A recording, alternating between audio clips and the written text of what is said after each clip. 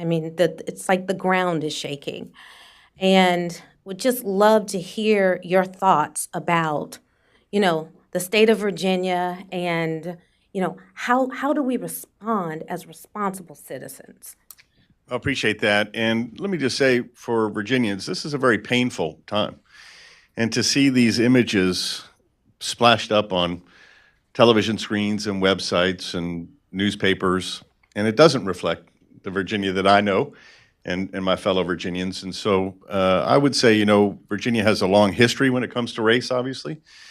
And it is a history, Virginia and Virginians from our very founding as a country have been at the forefront of American history. That doesn't mean we've always been on the right side of American history. In fact, we've been on the wrong side many times. But when it comes to, I was looking at the visuals of the civil rights movement, we have, we were the home of massive resistance, but we were also the origin, I would point out, of Brown v. Board of Education in Farmville High School and Moton High School.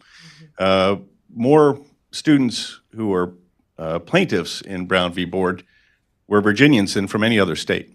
And I think it was smart, obviously, to have a state, Kansas, to be there for the reasons that were chosen by the chief at the time. But if you haven't been to the Moton Museum in Farmville, I would encourage everyone to go. And when Barbara Johns led that walkout, you feel like you're there. Kapahosik is the cradle of Virginia civil rights and really of American civil rights. And the Gloucester Institute does a fantastic job. And that beautiful piece of property where Dr. King stayed before the March on Washington. Proud of that history in Virginia. We're very proud that this year we'll celebrate the 30th anniversary of the inauguration of the first elected black governor in the history of the United States of America. And so I would just remind folks, while we're seeing some imagery right now that does not reflect well on some of the leadership in Virginia, we have much to be proud of.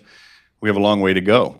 And I would also just share, I think it's very important for us to, one of the things that we're seeing in American society right now is there's a sorting that's going on. And it's not just in the media, certain people watching MSNBC and certain people watching Fox. We're living with people with whom we agree and not around people with whom we disagree. There is a real sorting going on, and that's a problem. And I think that one of the things when I ran for office that was exciting for me was to be able to go places that I otherwise would not go and to meet people I otherwise would not meet. And that was enlightening to me, and to try to look at things through other people's eyes.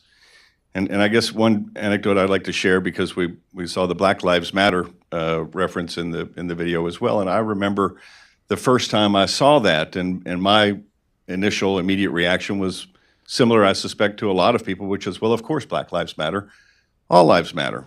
But then I stopped and thought, yet I have never once in my life felt the need to stand up and shout, "White lives matter." And when you hear a significant portion of your fellow Americans feeling compelled to call this to your attention, you need to stop and listen. And it affected my thinking in terms of criminal justice reform and a number of other things. And so I guess what I would say to you is, this is a rough time in Virginia. It is not reflective of the values and the people of Virginia. And we've had tough times before, and we've gotten through it, and I'm confident we will get through it again now.